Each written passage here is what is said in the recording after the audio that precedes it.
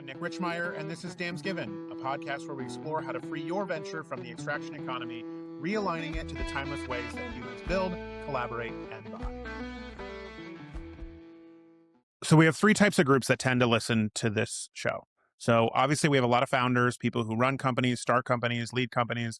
And then we have two other groups that are highly influencers of those leaders, right? So we have other C-suite members, heads of departments, people who are trying to help, the company and the venture move forward in successful ways.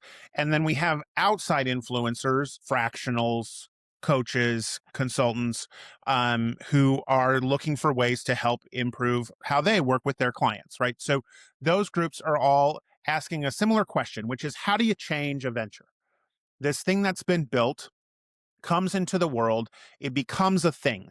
And that thing is negotiated between the founder's ideas, the marketplace, the team, the external forces, right? The culture, the customers. Company is a negotiated thing. It's never a reflection of just one person's ideas. Once it's out in the world, it's got to react to all the different forces impacting it. And then it starts to kind of solidify.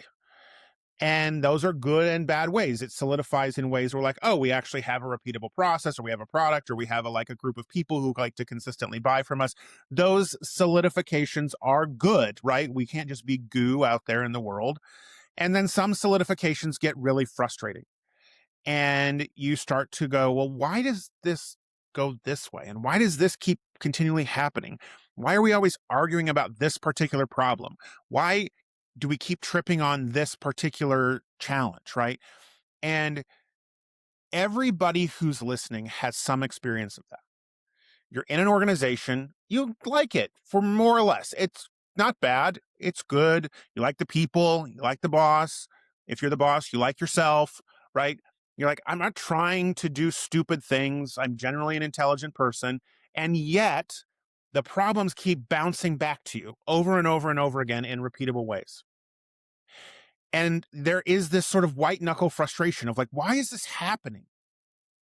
And I have sat with so many leaders when they're in that why is this happening moment. And so what I want you to do is sort of a weird request if you're sitting here on YouTube while you're doing 7 other things while you're listening. But what I want you to do is I want you to try and feel how that feels. I want you to grab onto that frustration, because the beginning point of any change is that energy, is the energy to say, this is wrong. Why does this keep happening? I was just sitting this week with a couple of leaders who were in that energy. They've been trying to solve for these consistent challenges within their venture, things that intellectually are not complicated. And yet these challenges continue to double back and double back and double back on themselves. They've moved departments around, they've changed leaders, they've brought in new talent, they've reorganized budgetary things, right? They've done all of the checkbox things that you're supposed to do. And yet these things keep happening. So we got to start with that energy of resistance. And that resistance to, why does this keep happening? With this thing, this force that is acting on me. Because it is your first realization, and this language may be familiar to you, maybe you read about these things or read books about them. We can put some links in the show notes as to other books you can read about systems thinking. So the idea that something is a system might not be new to you, but now you feel a system. And there's something incredibly powerful the first time you feel a system and recognize it as such. You're like, oh, this is in the DNA of this thing. Something is embedded in the walls, right? Something is in the vibe that is very difficult to break. And that can be scary at first. It can feel entrapping. You can feel like the walls are caving in. It triggers vulnerability, because it's like, well, what if we actually can't fix this? And when you're inside a system, and we all are inside of systems, we all live in systems that are made of systems that are made of systems that are made of systems. Family is a system, a neighborhood is a system, everything's a system. Once you're inside of it, what we're really looking for is forces and reactions. We're looking for, where is something moving consistently? Where is energy moving in a way that is repeatable, regardless of what we do around it? So in the case of the folks I was talking to this week, one of this sort of repeatable forces was that they felt like they were making decisions and the decisions didn't stick. Like, we made this decision. Why do people not act on it? We told this person they're in charge, and why aren't they doing what they said they were going to do that now they're in charge? And there was this sense that their decisions weren't as sticky as they wanted them to be. Well, first we had to actually put words to that. And the process of putting words to it slows them down.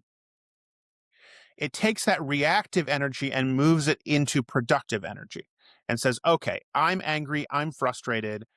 How could I take that energy to look at something I don't want to look at? Because part of the reason why systems create reinforcement loops and become self-sustaining in ways that we don't want them to be is because something we don't want to look at is hanging out.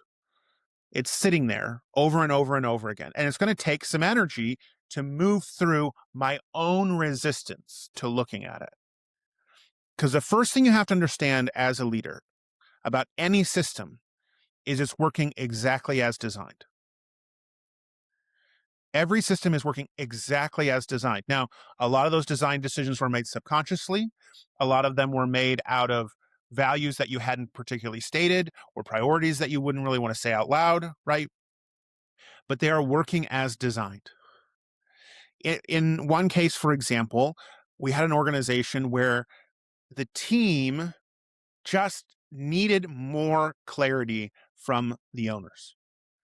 They needed more specificity, more clarity from the owners. And we would talk about it and we'd work around it and it'd come up over and over and over again. And finally, we were in a session with the owners and one of them said, we did this for 15 years in our old life where we had to baby talk every single person in the business. We had to hand walk them, dog walk them down the hall and everything they had to do. And I didn't effing start this new business to have to do that all over again. Ba-ba. There it is. There's resistance.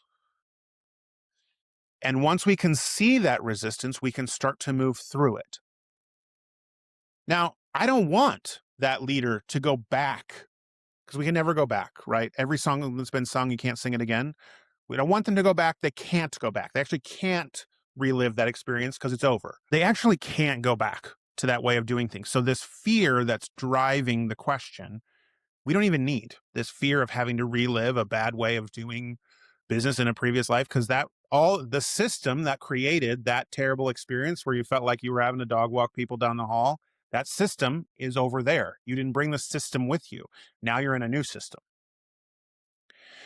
And that system is giving you feedback of that starts to sound and resonate with a past experience, which is just how we learn. By the way, this is just normally how we learn, how we evolve, is we have experiences and go, oh, that sort of rings that old bell over there. That sounds like this thing that's happened to me before.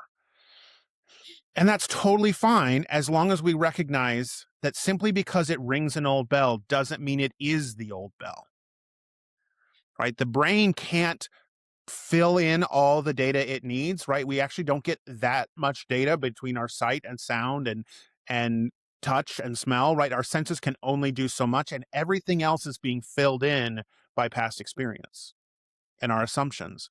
And so, yeah, it starts to feel like the past because the past has actually filled in the picture, right? That's what deja vu is. It's like, oh, haven't I seen this before? No, you've seen something actually very different from this, but your brain filled in the picture.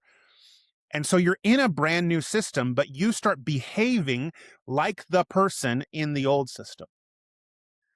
Or you start reacting as if you're in the old system because you brought some of that with you. So the first thing you got to do in change is get people into reality. And where most change efforts screw up, not because of the software you choose or whether you use agile or whether you do sprints or whether you all that change management stuff matters. We work with high-level project managers. We care about project management. That stuff is important, but none of it matters. Literally none of it if we're not in reality first. And that reality is, what is the nature of the system I am in and how is my behavior self-reinforcing it? Because again, remember, every system works exactly as designed. So if my leadership is repeatedly producing people who don't follow instructions and need more from me, it's because I want to repeatedly create people who need more from me and need more instructions. Now, that's a tough pill to swallow, right? Because that sounds like the exact opposite of what I say I want, right? But again, I'm in my reactivity. I'm reacting to this person I used to be and all this kind of stuff, right? So the first thing I got to do is just accept. And again, this sounds a little bit complex as we're dealing through it, but in the moment, it's really simple. In the moment, I'm sitting with those leaders and saying, okay, but can we accept this fact? That the instructions you want to be carried out aren't being carried out, and that the consistent feedback is we need more from you as the leader, more clarity. Can we accept that fact? Can we settle into that reality? And what I watched is the shoulders settle down, the resistance starts to shake off a little bit. We go, okay, whew, big exhale. Maybe we can do that. Now that we're accepting reality as it is, we can start to put a little bit of a map of what is the system of incentives and reinforcement that keep this from happening. Well, all of a sudden, there's some signs of some stuff that happen in the leadership meeting every week. All of a sudden, there's some signs of some stuff that in the dynamic between department heads, right? All of a sudden, there's, oh, we never really noticed that before. We never really noticed that before. Because we've used all that I need to fix this energy, instead of turning it into fight energy, we've turned it into curiosity energy. And going, what's going on over there? And what else might be happening? And what else might be happening? And what else might be happening?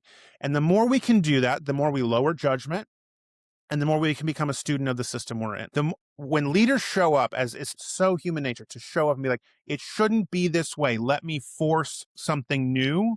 That's such like the classic leadership energy. Problem is nothing works that way. Literally nothing.